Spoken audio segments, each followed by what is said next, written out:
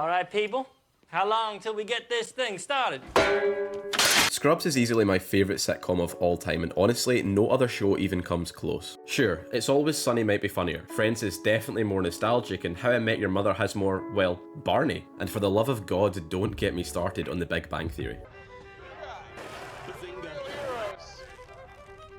But to me, Scrubs has more of one particular element than all of these shows combined, and that's heart. And in my opinion, no episode showcases this more perfectly than Season 3's Episode 14, My Screw Up. Critically acclaimed and widely regarded as one of the best episodes in the show's 10-year run, My Screw Up showcases what a sitcom at its best can be. Aside from the usual laughs and gags, the excellent writing and powerful acting combine to effectively transform this episode into a try not to cry challenge. Are we ready, boys?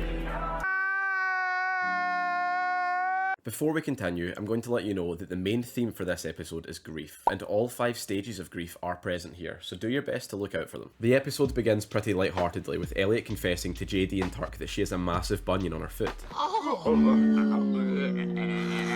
After having their fun, Turk suggests that she should get a simple surgery to remove it, which helps set the stage for a different event later on. We're then transported to Jordan talking to Dr. Cox about their son's birthday party, which he doesn't seem too excited about. How about a Russian roulette booth? And here's the kicker. We put bullets in all the chambers. That way, everybody wins. This little snippet of dialogue does an excellent job of summing up who Dr. Cox is as a character most of the time. He's cold and calloused and doesn't care what anybody thinks about him. Shortly thereafter, we're introduced to Ben. He's Jordan's brother and Dr. Cox's best friend, and no wonder. He's lighthearted and funny, and if I knew him, I'd probably make him my best friend too. Thorns! Bloody. Played by Brendan Fraser, Ben previously featured in a couple of episodes in Season 1 where he was diagnosed with leukemia, but after a round of chemotherapy he found himself in remission. Anyway, Ben pokes fun at JD for looking silly in a photo, which prompts Dr. Cox to comment on the fact he's still carrying his camera with him everywhere he goes. You're going to want to pay attention to this next bit. You still doing the whole kooky guy who brings his camera everywhere thing? Till the day I die.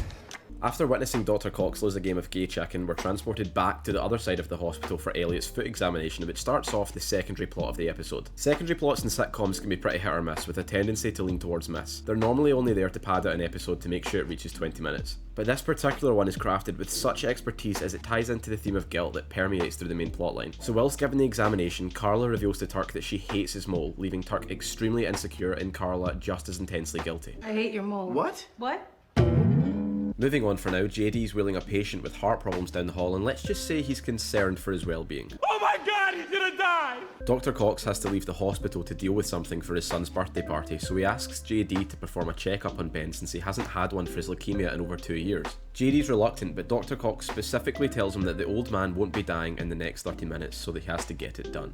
Back to the B plot for a second, Turk is reluctantly having a conversation with a specialist to have his mole removed. It's an awkward experience and you can tell that he feels pressured into it by Carla. Okay, so this is where things get really interesting. Dr. Cox arrives back at the hospital and JD has some concerning news for him regarding one of his patients. Dr. Cox, What's the matter with you there, Sheila? You look like Maybelline just went belly up.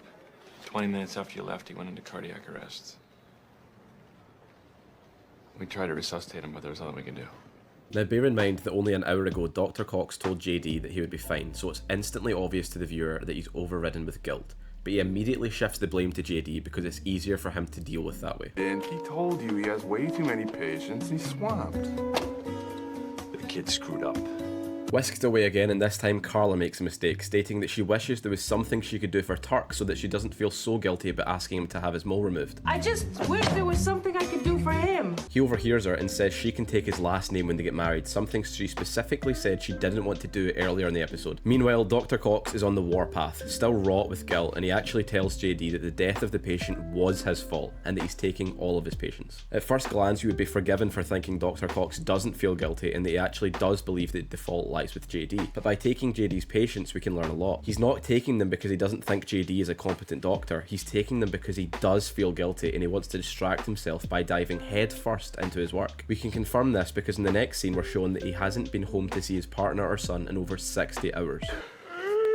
Hey, you've been here for 60 straight hours. You need to go home. JD then arrives looking disillusioned, and Dr. Cox doesn't waste any time in firing into him. Ever since I started taking care of your patients, not one of them has died. Look, you want to be mad at me, that's fine. I get it, okay? But Jordan called. She wants to make sure you show this afternoon.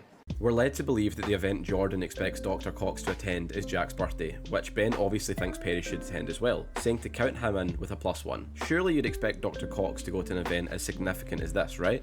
Wrong, wrong, wrong, wrong. Wrong, wrong, wrong, wrong.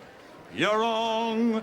You're wrong. Whipping back round to Carla and Turk, they're both still upset. Carla's surname means too much for her to give up, and funnily enough, Turk feels the same about his mole. He sees it as part of his identity. Oh, and here comes another one of those moments you're gonna want to pay attention to. As a rule of thumb, I don't attend parties where the guest of honor has no idea what's going on. It's nice to see that despite how angry he is with JD and how hurt he is over the death of the patient, Dr. Cox can at least relax a little and find time to crack a smile when he's around Ben. Ben is still trying to convince him to go to the event, but Dr. Cox's guilt shines through once more, stating that he feels like if he even leaves the hospital for an hour, people are going to die. Finally, using his seemingly unique superpower, Ben manages to convince Dr. Cox to go, but they first have to make one stop on the way. After a quick chat with the chief of medicine at the hospital, Carla decides that she loves Turk the way he is, and that he doesn't have to get the mole removed for her, thus concluding this moley saga and also freeing up a surgery space for Elliot's nasty bunion. We do love a happy ending, right guys? What happened? It wasn't your fault. And I'm sorry. Thanks. I really needed to hear that. Good. Come on, let's get dressed and go. Amazing. Dr. Cox has apologised and finally accepted that it wasn't JD's fault. Now he can move on and attend his son's birthday party, right? Well, here it is. The episode's climax that's been staring us in the face all along. There was your camera, aren't you gonna take some pictures? Pictures of what? No. Crying babies covered in chocolate. People singing happy birthday to my son who've never even met him before. You know, the whole routine.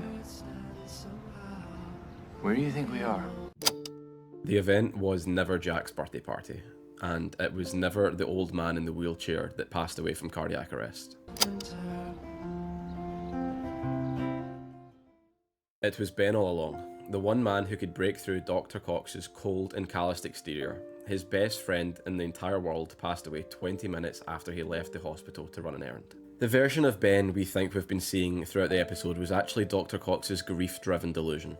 Notice how he was never wearing the camera he said he would wear to the day he died, how he hadn't changed his clothes once over the 2 days Perry never left the hospital, or even how no other characters addressed him other than Dr. Cox. This episode is a masterclass in misdirection, and this revelation completely reframes the last 20 minutes you've just watched and leaves you with a pit in your stomach. What's even more fitting though is that throughout Scrubs, Dr. Cox normally has to snap JD out of daydreams and back into reality, and when he needed it most, JD was the one to bring him back. The only saving grace here is that although Dr. Cox will never be the same, he isn't alone. With the help of those around you, you'll get through this too.